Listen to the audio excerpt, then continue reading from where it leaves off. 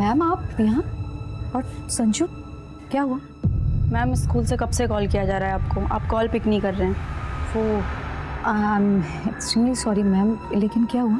आपके संजू को बहुत तेज फीवर आया है और स्कूल के डॉक्टर छुट्टी पर हैं। हमने सोचा अगर आप इसे अपने फैमिली डॉक्टर को दिखाएंगे तो ज़्यादा बेहतर होगा। ठीक है ma'am, thank you so much. Okay, take care. Sanju, क्या हुआ? सुबह तक तो ठीक था, फिर अचानक से क्या हुआ? पापा, क्या हुआ बेटा? वॉमिटिंग हुई क्या? इसे डॉक्टर के पास लेकर चलते हैं। मैं बस चेंज करके आता हूँ। हाँ जी।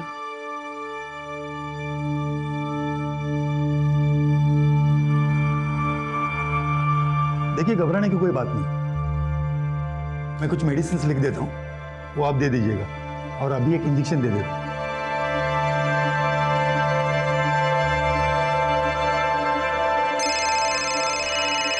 विजय का फोन आ रहा है। ठीक है, आप देखिए। हाँ विजय। नहीं नहीं नहीं, मैं ऑफिस नहीं आ पाऊंगा आज। संजू की तबीयत खराब है। चल बाय। क्या हुआ? अर्जेंट है तो चले जाइए ना। संजू की तबीयत खराब है, कैसे जा सकता हूँ मैं? तो वो यहाँ पर कौन सा अकेला है?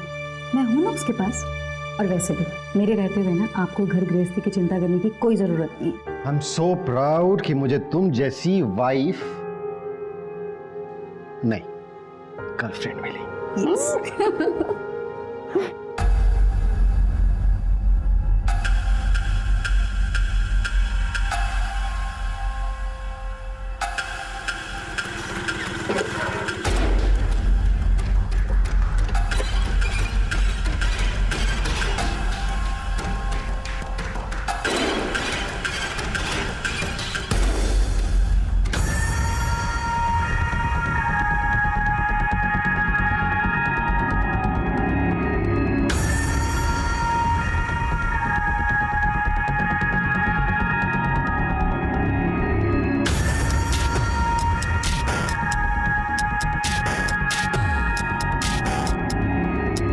लैला मजनू, इधर आओ।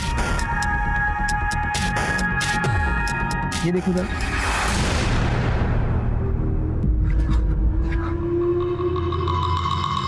शाने, क्या ये रिकॉर्ड किया तू? अब डिलीट करता उसको। कर डिलीट, कोई फायदा नहीं। उसे देख रहा, दोस्त है मेरी, उसके पास भी इस वीडियो की कॉपी है। 15,000 लगेंगे। तुम्हें ब्लैकमेल कर रहा है? डिलीट करो। पूरे पैसे दे तभी डिलीट करो। तेरा मुंह तोड़ दूंगा मैं, समझा? ज़्यादा होशियार हो रही। ये अपलोड कर दे तू। रुक रुक रुक। अरे यार, इतने में क्या होगा भाई? ये चिंदी तो समझ के रख लो तुम्हारे पास। नहीं चाहिए तो अपलोड कर दे यार। नहीं चाहिए। नहीं रुको रुको, मेरी बात सुनो। अभी तुम इतना रखो, बाकी पैसे हम कल दे देंगे। कल 11 बजे बाहर मिलो। अगर कोई होशियारी की ना तो तुम दोनों को सोशल मीडिया पे स्टार होने से कोई रोक नहीं सकता। कल दे देंगे पैसे।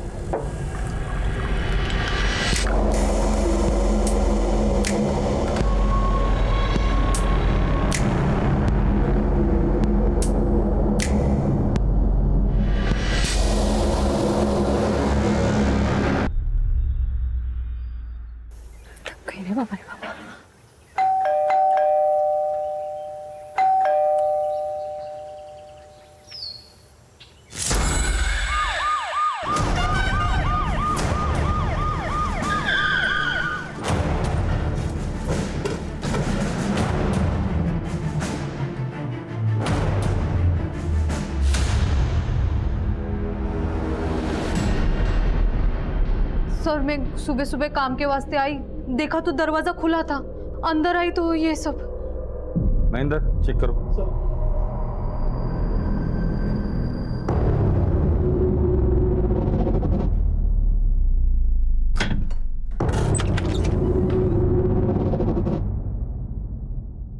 सांसें चल रही है सर। एम्बुलेंस बुलाओ जल्दी।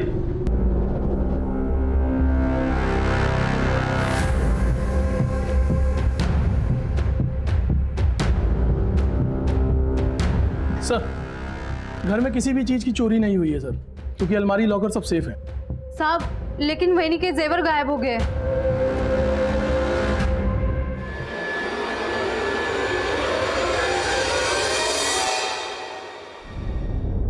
सर किचन में फ्रिज के अंदर और बाहर ब्लड स्टेंस मिले हैं।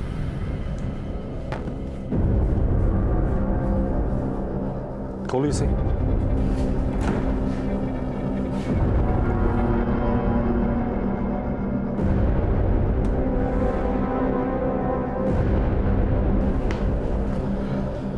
इनके अलावा घर में और कौन कौन रहता है? शैली मैडम।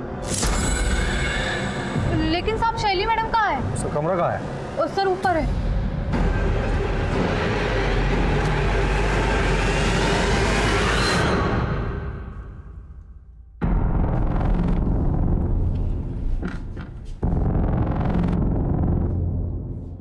यही शैली है?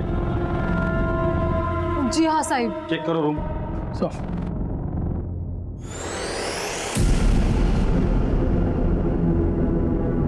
शैली का मोबाइल है?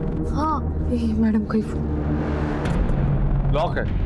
ताज्जुब की बात है, आजकल के बच्चे खाना भूल जाते हैं लेकिन मोबाइल साथ में लेकर जाना नहीं भूलते। इसका मतलब शैली अपनी मर्जी से यहाँ से गई है या कोई जबरदस्ती उठाकर लेकर गया। फोन को साइबर टीम में भेज दो। महेंद्र शैली की फोटो खींचो, हर पुलिस स्टेशन में सर्कुलेट कर दो और पेट्रोलिंग टीम को भी अलर्ट कर देना। और शैली के बारे में और इन्फॉर्मेशन इनसे ले लेना। राजदीप मेरे साथ आओ। सर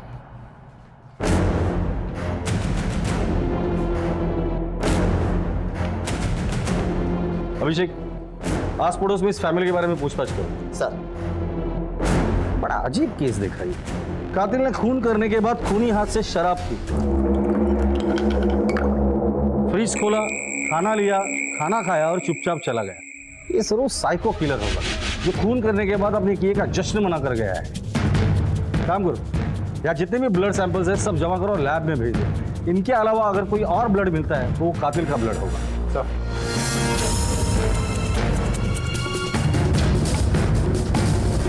सर ये कुछ बताना चाहती हूँ।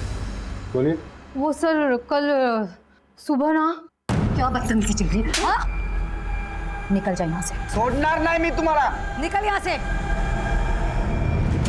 तूने किया ना ये सब? हाँ तू कल शैली को घूर रहा था जिसकी वजह से उसकी माँ ने तुझे मार के बेइज्जत करके घर से निकाल दिया था। खरा है साहब, लेकिन मैंने किसी को नहीं मारा। तेरे जैसे घटिया लोग ही ऐसा काम कर सकते हैं। सच सच बता दे, वरना जिस गंदी नजर से शैली को देख रहा था ना वही तेरी आखिरी निकाल कर हाथ में दे दूंगा।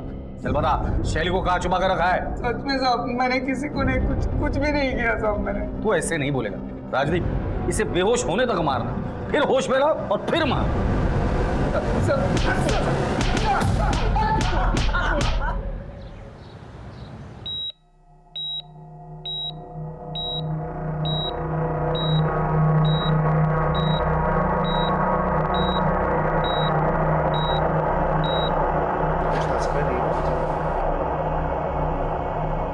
जी डॉक्टर साहब पेशेंट की हालत कैसी है? सर पेशेंट की हालत बहुत ही क्रिटिकल है, but we are trying our best.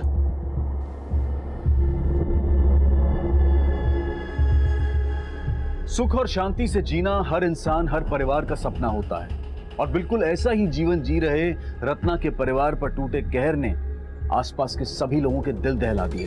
Ratna, अमर और शैली की लाइफ की परतें खुलने लगी और आम जनता के साथ साथ पुलिस भी हैरान हो गई। सर रत्ना के घर पे जो मोबाइल्स मिले थे वो अनलॉक हो गए। शैली के मोबाइल पे किसी रवि और जिग्नेश के मैसेजेस आए हैं। मैसेज में ऐसा लिखा है कि अपनी माँ को कहो किसी के सामने मुंह ना खोले वरना। बात करो दोनों से। सर दोनों के मोबाइल कंटिन्यूसली स्विच ऑफ है। कॉल रिकॉर्ड्स निकालने के लिए कह दिया है। एक और बात सर, कल रात रत्ना बार बार शैली को फ़ोन कर रही थी। लगता है कोई टेंशन चल रहा था। शैली ने फ़ोन नहीं उठाई तो रत्ना ने शैली की फ्रेंड कविता को फ़ोन किया। कविता? सर शैली अपने माँ से कल झूठ बोलकर हमारे सीनियर से मिलने गई थी। अच्छा मॉम, मैं कविता के यहाँ जा रही हूँ, मुझे असाइनमेंट कंप्लीट करना है, मैं रात को आ जाऊँ। तब उसने घर पर झूठ कहा था कि वो मेरे घर पढ़ाई के लिए आ रही है, पर जब रात को उसका मोबाइल नहीं लग रहा था तब रत्ना आंटी ने मुझे कॉल किया। फिर मुझे उन्हें सब सच बताना पड़ा कि शैली जिग्नेश और रवि के साथ पार्टी कर रही है। फिर मुझे रत्ना आंटी को जिग्नेश के रूम पे लेके जाना पड़ा।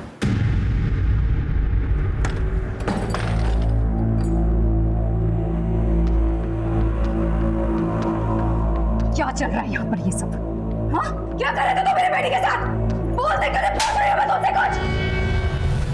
शैली, शैली उठ बेटा, चल। एक बात और, जो हरकत तुम लोगों ने मेरी बेटी के साथ की है, दोबारा ये हरकत तुम लोग किसी भी लड़की के साथ ना कर सकते। इसलिए तुम्हारी इस करतूत के बारे में ना मैं सिर्फ तुम्हारे पेरेंट्स को नहीं कंप्लेन करूंगी, उसकी कंप्लेन मैं तुम लोगों के कॉलेज में करूंगी और पुलिस में करूंगी। चलिए।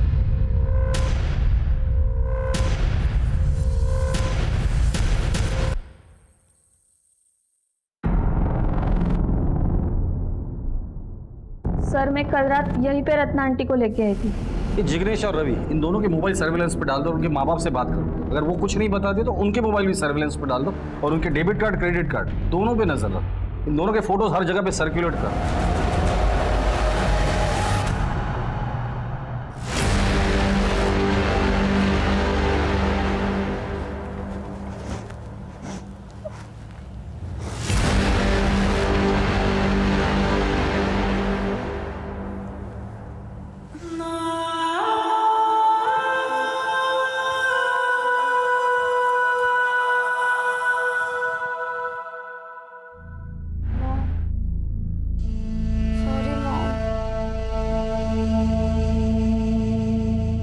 जब तक तेरी आई जिंदा है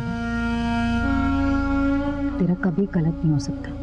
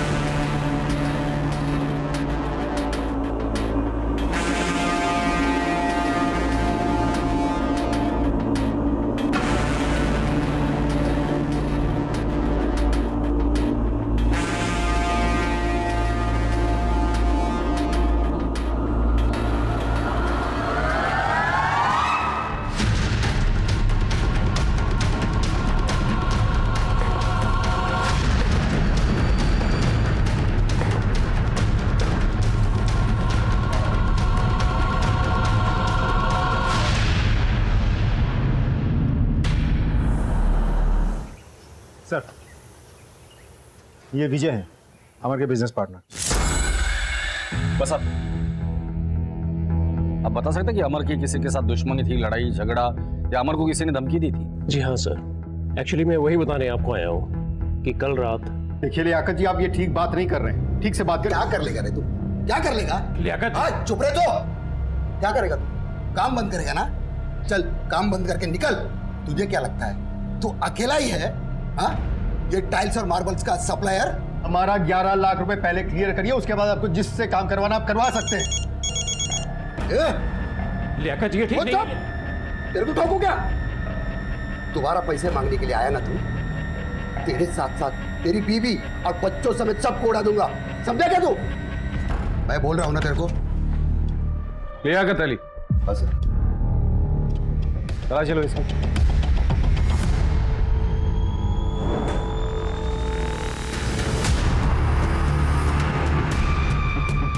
लाइसेंस है साहब, हमारे धंधे में इसकी जरूरत पड़ती है।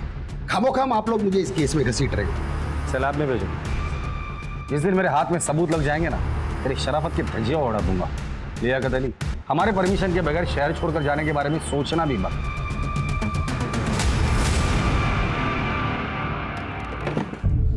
अमर अमर को होश आ गया? नहीं सर, अभी बेहोश है सर। डॉक्टर उसे रिवाइव करने की पूरी कोशिश कर रहे हैं। सर, रत्ना और अमर के मोबाइल में किसी योगेश ने धमकी भरे मैसेजेस भेजे थे। योगेश कौन है? पता लगा लिया सर?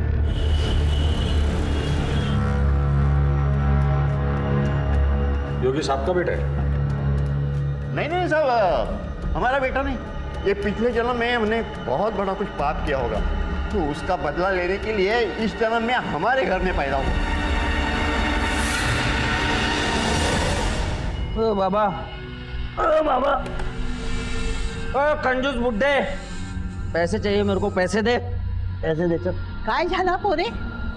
तू खाना परोस चल। अरे कितनी बार तेरे को बोला, हाँ काही तेरी नौकरी कर, काम धंदा कर, ये धंदे छोड़ दे। फालतू शिकवायचं नाही मला, कच जायचं नाही माझ्या। ए बाबा, तेरे सामने हाथ जोड़ता हूँ, जा तू जा, निकल जाए यहाँ से। क्यों गई ना, बाप मरने के बाद बेटे के नाम पे घर होता है, और कैसे होता है ना मेरे को अच्छी तरह से आता है। बताओ क्या, बताओ।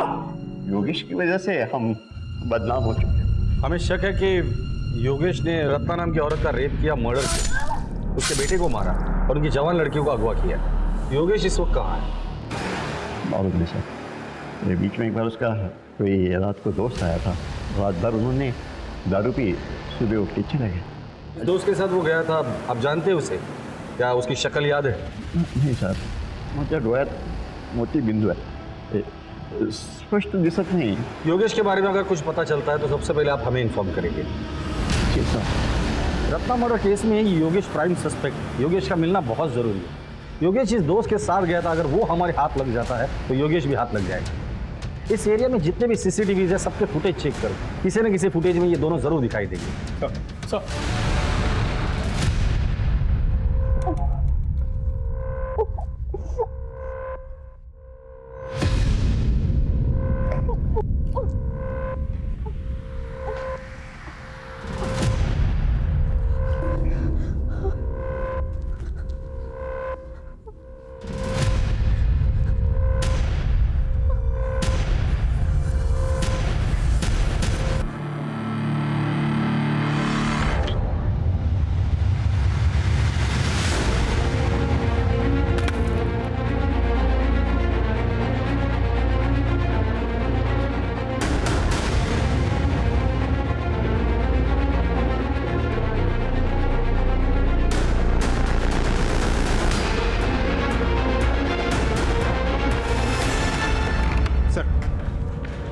योगेश का कॉल रिकॉर्ड आ गया। 3 महीने पहले तक उसका मोबाइल बिल्कुल एक्टिव था, फिर अचानक बंद हो गया।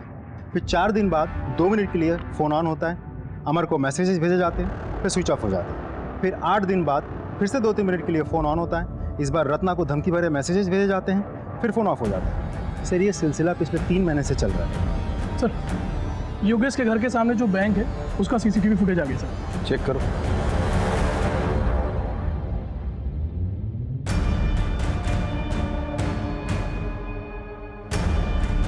यही वो आदमी जिसके साथ योगेश 3 महीने पहले कहीं चला गया था। इस आदमी के जरिए हम योगेश तक पहुंच सकते हैं। पता करो ये आदमी है कौन और कहाँ रहता है।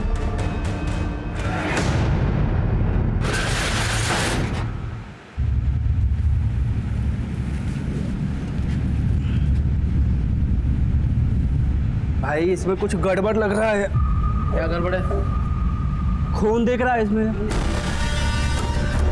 बदबू भी बहुत आ रहा है। पुलिस है, देख क्या है।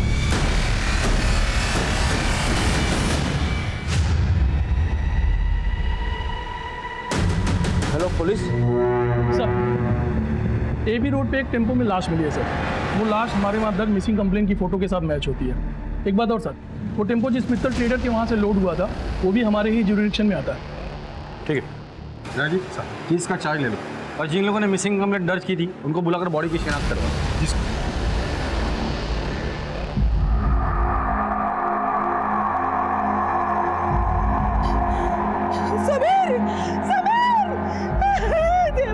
क्या किया मेरे कुत्ते के साथ?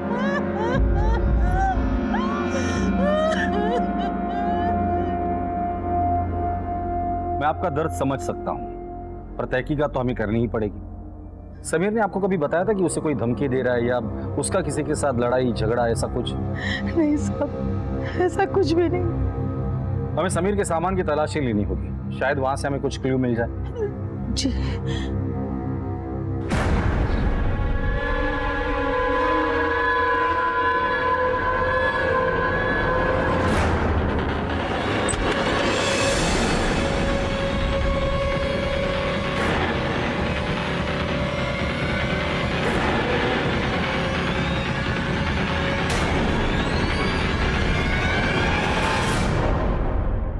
ये हार्ड डिस्क और लैपटॉप समीर का है, जिसमें बहुत सारे आपत्तिजनक वीडियोस हैं। ये समीर के पास कहाँ से है?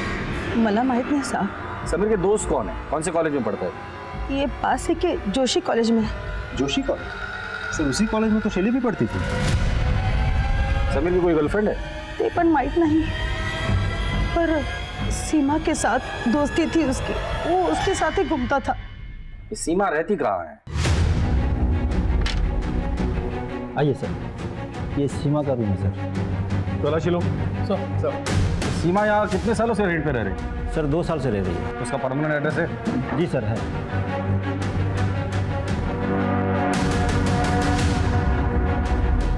सर ये कैश मिला सर। सर लैपटॉप मिला है, चेक करो। आप बाहर रुकिए। वीडियोस भी। समीर के लैपटॉप से भी हमें ऑलमोस्ट सेम वीडियोस मिले थे। मतलब समीर और सीमा मिलके सबको ब्लैकमेल कर रहे थे। और हो सकता है इस ब्लैकमेलिंग के चक्कर में ही समीर का मर्डर हुआ हो और सीमा की जान को खतरा हो सकता है। इन वीडियोस में जितने भी लोग दिख रहे हैं सबको आइडेंटिफाई करो। सीमा की फोटो हर जगह सर्कुलेट कर दो और सीमा के माँ बाप को कांटेक्ट करने की कोशिश करो। सर हमने मित्तल ट्रेडर्स में जाके डिटेल में पूछताछ की। वहाँ समीर को कोई नहीं जानता, ना किसी ने मर्डर होते हुए देखा और ना डेड बॉडी को टेम्पो में डालते हुए देखा किसी ने। सर मैंने कुछ रिसीप्ट्स के पिक्चर्स भी खींचे, मैं दिखाता हूँ। ये भी सर, ये सारे रिसीप्ट्स मैंने खुद चेक किए हैं, ऑल क्लियर है, कुछ भी सस्पिशियस नहीं दिख रहा है सर।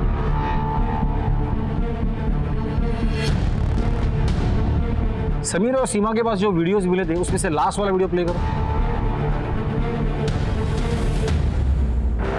पॉज करो। ये आदमी कौन है? हाँ हाँ, माल पहुंचने वाला होगा, देखिए। अच्छा भी फोन करता हूँ थोड़ी देर में आपको। जी, ये जो लड़का पीछे खड़ा है ये कौन है? अरे ये तो मेरा छोटा बेटा सूरज है। सूरज जी। समीर को क्यों मारा और सीमा कहाँ है? सर मैंने समीर को नहीं मारा सर, और मुझे नहीं पता कि सीमा किधर है। समीर के लैपटॉप में तुम्हारा एक एमएमएस मिला है। वो औरत कौन है? कौन है? सर वो मेरी दोस्त है, कंचन। कंचन की सीमा कहाँ है? सर मुझे नहीं मालूम है। सूरज, तुम्हारे पिताजी के दुकान में लोड हुए टेम्पो में समीर की लाश मिली है। समीर को क्यों मारा, कहाँ मारा और कैसे मारा? सर हम सच कह रहे हैं, हमने समीर को नहीं मारा सर। हमने तो उसे पूरे पैसे भी दे दिए थे वीडियो डिलीट करने के। ठीक है अभिषेक, प्रीति, जब तक ये लोग सीमा का पता नहीं बताते इनकी अच्छे से खातिरदारी करते। सर हम सच बोल रहे हैं, हमें कुछ नहीं मालूम। हमें नहीं मालूम है। साहब मेरी बीबी को कब छोड़ देंगे आप? अभी पूछताछ चल रही है। लेकिन उसका कसूर क्या है? अब सुन नहीं पाएंगे। साहब बताइए ना। आपके बीवी का उसके दोस्त के साथ एमएमएस मिला है और जिन लोगों ने ये बनाया था एक का मर्डर हुआ है और दूसरी गायब है। सुन लिया आपने? अब जाइए।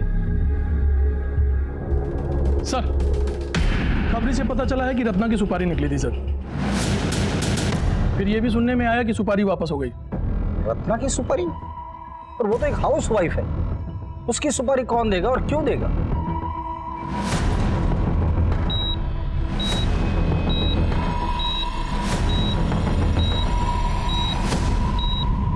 रत्ना,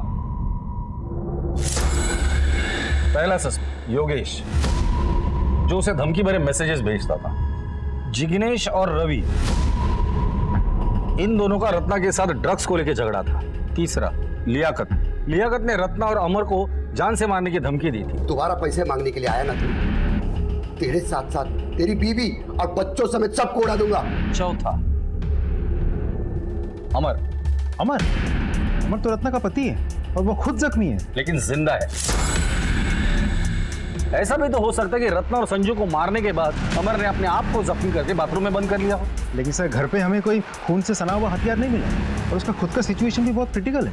ताज्जुब की बात तो यही है कि हत्यारे ने हत्या करने के बाद उसी खूनी हाथ से शराब पी, खाना खाया और उसके बाद उसने चोरी भी की। पता करो इस तरह की वारदात और भी कहीं हुई है क्या? अगर हुई है तो उसके सारे डिटेल्स मुझे चाहिए सब। अब दूसरा मर्डर केस, समीर। अब इस समीर मर्डर केस में शैली, सीमा और समीर ये तीनों क्लासमेट हैं। क्या रत्ना और समीर इन दोनों के मर्डर केस एक दूसरे से जुड़े हुए हैं? 3 हत्याएं, एक गंभीर रूप से जख्मी और एक अगवा। अखबार की सुर्खियों और टीवी की ब्रेकिंग न्यूज पर छाए इस केस की गुत्थियां दिन ब दिन उलझती जा रही थी। पुलिस को उस एक तिनके की तलाश थी जिसके सहारे वो गवाहों और सबूतों के साथ कातिल को पकड़ पाए और आखिरकार पुलिस को ऐसा एक तिनका, एक सुराग मिल गया। सर, योगेश जी दोस्त के साथ गायब हुआ था, वो देव है। योगेश के कॉल रिकॉर्ड से पता चला कि 3 महीना पहले उसका फोन बंद हुआ था और जिस एरिया में बंद हुआ था उस एरिया में सिर्फ एक ही फार्म हाउस है जो देव का है और उसके बाद उसका फोन कभी कभार ऑन ऑफ होता रहा।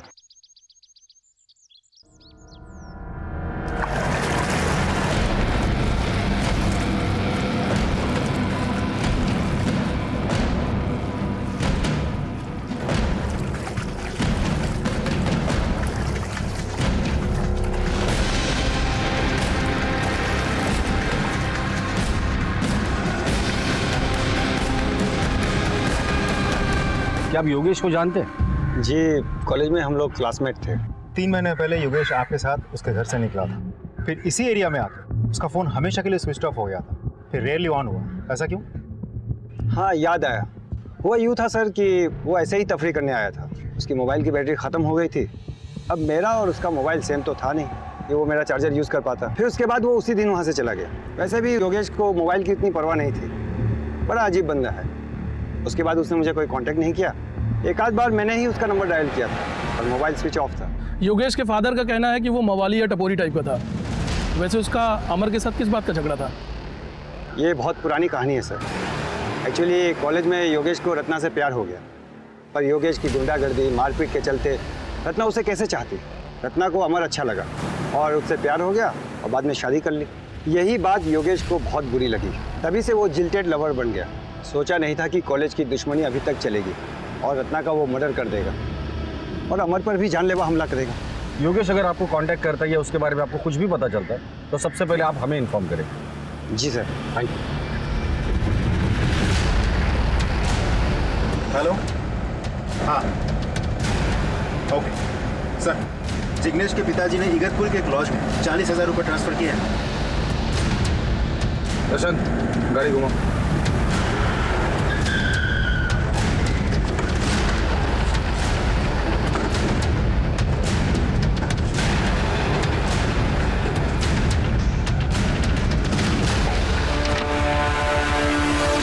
जिग्नेश और रवि, शैली कहाँ है? पता नहीं सर।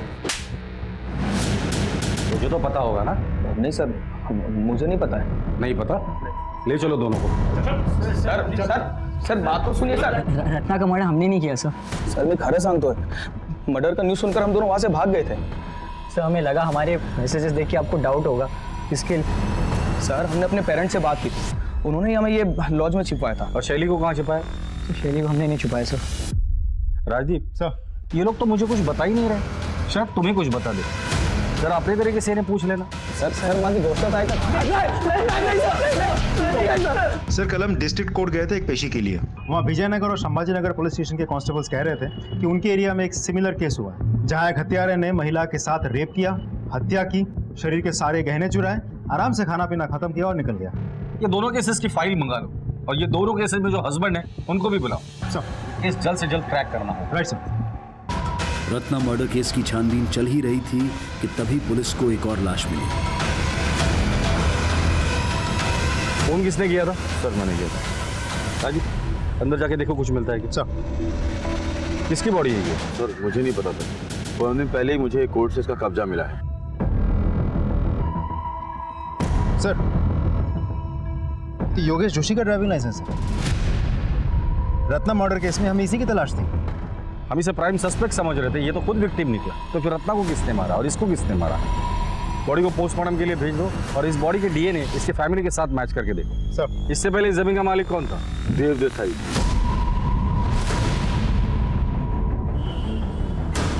देखो सब अजब इत्तेफाक है, 3 महीने पहले योगेश गायब होता है, आखिरी बार आपके साथ था। फिर योगेश का फोन बंद होता है आप ही के यहाँ पर। अब योगेश की लाश मिल गई, वो भी ऐसी जमीन पर जिस पर आपका कब्जा था। अब तो बताइए योगेश को क्यों मारा? मैंने योगेश को नहीं मारा। राजदीप घर की तलाशी लो। सर आप बिना वारंट के अंदर नहीं जा सकते। ये वारंट चलेगा या इनसे भी वारंट दिलाओ? सर मेरी बात सुनिए। सर मेरा यकीन कीजिए कुछ नहीं है। सर आपको कुछ नहीं मिलेगा। इस कमरे में क्या है? सर ऐसे ही कोई पुराना सामान रखा हुआ। चाबी दीजिए उसे। सर वो खो गई है। महेंद्र हथौड़ा लेके आ। सर मेरा यकीन कीजिए कुछ नहीं है, आपको कुछ नहीं मिलेगा। तोड़ दे इसे। सर कुछ नहीं है सर। शैली खोलो इसे। ये यहाँ क्या कर रही है?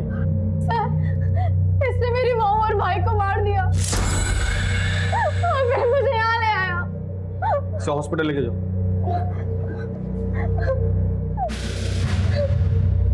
सर उसे गलतफहमी हुई है, मैंने रत्ना और संजू को नहीं मारा। ये रात तो अमर के घर पे क्या करने गया था? सर इन सब के पीछे अमर का ही हाथ है। अमर ने ही मुझे रत्ना को मारने के लिए कहा था। उस रात जब मैं उसके घर पहुंचा तो पहले से ही किसी ने रत्ना को मार डाला था और साथ में संजू को भी। अचानक शैली रूम से बाहर आई और वो मुझे हत्यारा समझने लगी।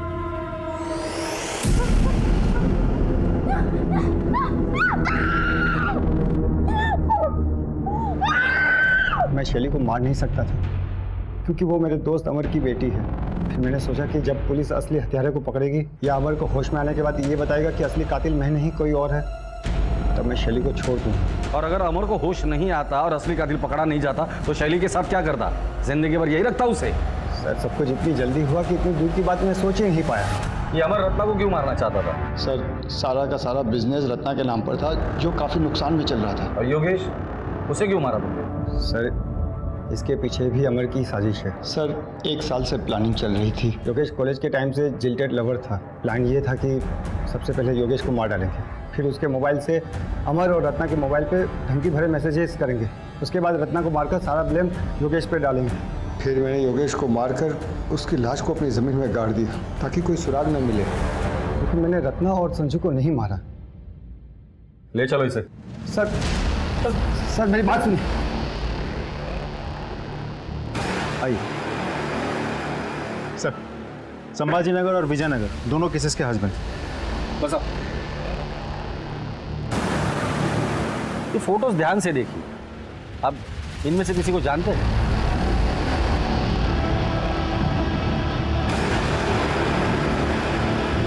नहीं सर।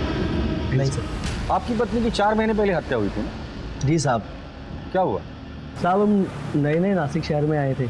मैं कुछ काम से घर से बाहर गया, वापस आकर देखा तो मेरी बीवी की हत्या हो चुकी थी साहब। जिस दिन मर्डर हुआ था उसके पहले क्या हुआ? गोदावरी में नहाने के लिए गए थे तो बच्चे को बुखार आया, तो यहीं डॉक्टर जय के क्लिनिक में लेकर गए थे उसका इलाज के लिए। और उसी रात मेरी बीवी और मेरे बेटे की हत्या हुई थी सर। आपकी बीवी की 1.5 महीने पहले हत्या हुई थी ना? जी सर। क्या हुआ?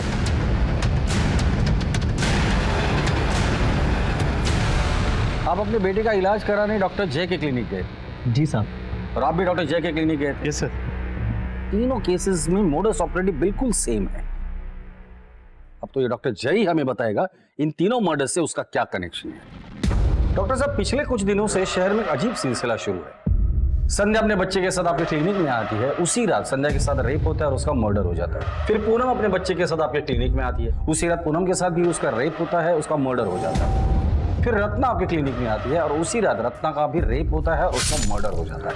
तीनों केसेस में मोडस ऑपरेंडी सेम है। कातिल पहले रेप करता है, फिर मर्डर, फिर उसी घर में शराब पीता है, खाना खाता है और चला जाता है। और हमने सुना है आपको भी खाने पीने का बहुत शौक है। देखिए साहब, मैं एक डॉक्टर हूँ, कोई कातिल नहीं। लोगों को बचाना मेरा काम है, उनको मारना नहीं। रत्ना का मर्डर जिस दिन हुआ था उस रात आप कहाँ थे? सर मैं कॉन्फ्रेंस में था। आपके क्लिनिक में और कौन कौन काम करता है? एक कंपाउंडर और एक नर्स। ठीक है, जरूरत पड़ेगी तो दोबारा आएगी। इन्वेस्टिगेशन में हर दिन एक नया मोड़ आ रहा था। जांच का दायरा बढ़ता जा रहा था। संदिग्ध बहुत सारे थे, लेकिन पुख्ता सबूतों के साथ हत्यारा नहीं मिल रहा था। और फिर पुलिस ने ऐसा पासा फेंका कि हत्यारा जाल में फंस गया।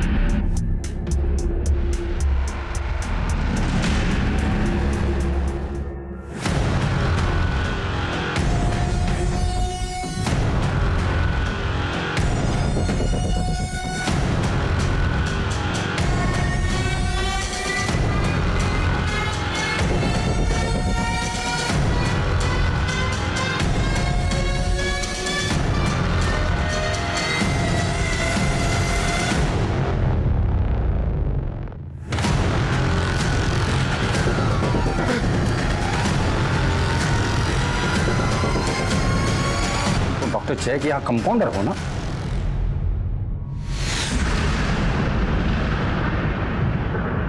साहब, मैं बहुत सीधा साधा आदमी हूं। मैं सीधी सादी जिंदगी चाहता था। मैं जब काम करके घर जाता था कि मेरी बीबी मुझसे 2 मीठे बोल बोले, प्यार मोहब्बत से बात करे। मेरी गलत लड़की शादी हो गई थी, सब जीना हराम हो गया था। वो चाहती थी कि उसका पति दिन रात मेहनत करके उसके हाथ में पैसे दे। तुम्हारी तनख्वाही कितनी है जो तुम मुझे दोगे, उसमें से भी काट कर? पिछले महीने भी तो दिया था तुमको, बचे हो।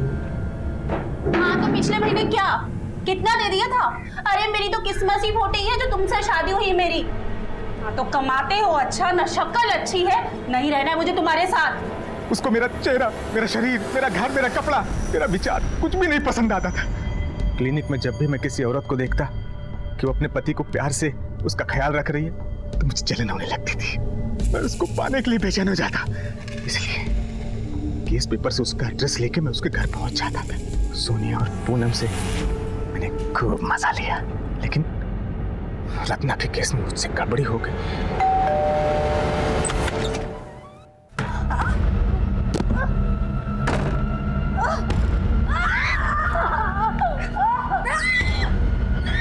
डरो मत, मैं तुम्हारा पति हूँ।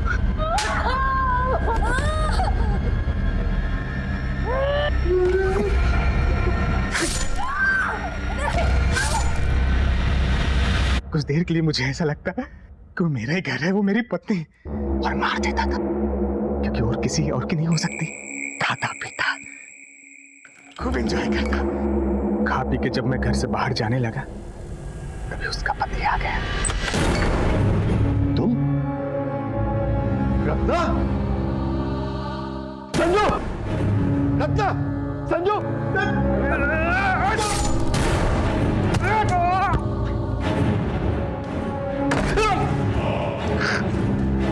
अमन ने बाथरूम का दरवाजा अंदर से बंद किया हुआ था, लेकिन मैंने जो घाव दिया था मुझे इस पर पूरा विश्वास था।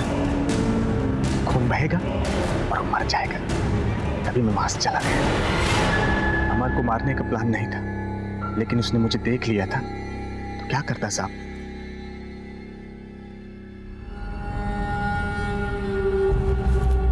ये पेंडेंट तो हमने सीमा के गले में देखा था, हमने उसके फोटो में देखा था। जी सर। एक मिनट, समीर और सीमा तुम्हारी बीवी को ब्लैकमेल कर रहे थे। समीर का मर्डर हो गया और सीमा गायब है। इन सब के पीछे तू ही तो नहीं है? बोल।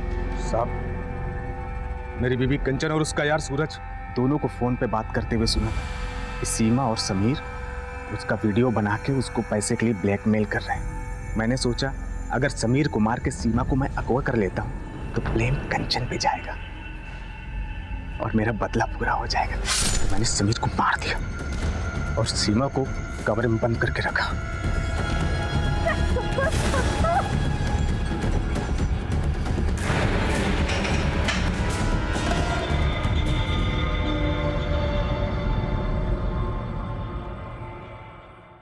सपने अच्छे इंसान को फिर से संघर्ष करने की प्रेरणा देते हैं, लेकिन अगर उसका दिमाग, उसका मन ईर्ष्या से ग्रसित हो जाए तो वो उसे गुनाह के रास्ते पर ले जाते हैं। भागीरथ के साथ यही हुआ था।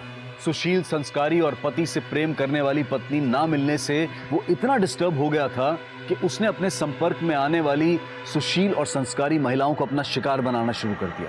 अगर भागीरथ अपने मन में उठ रही नफरत और जलन के तूफान से सतर्क होता चुभने वाले रिश्ते से सही समय पर मुक्ति पाता तो वो सीरियल किलर नहीं बनता। भागीरथ, समीर, सीमा और देव को अपने गुनाहों की सजा मिली और अमर ने भी अपने किए का मोल चुकाया। अब मैं अनूप सोनी आपसे विदा लेता हूं। फिर मुलाकात होगी क्राइम पेट्रोल सतर्क के ब्लैक हेडलाइंस अध्याय में एक और नए केस के साथ। और याद रखें, क्राइम और आपके बीच में सिर्फ इतना फर्क है कि आप कितने सतर्क हैं। सतर्क रहें, सुरक्षित रहें। जय हिंद।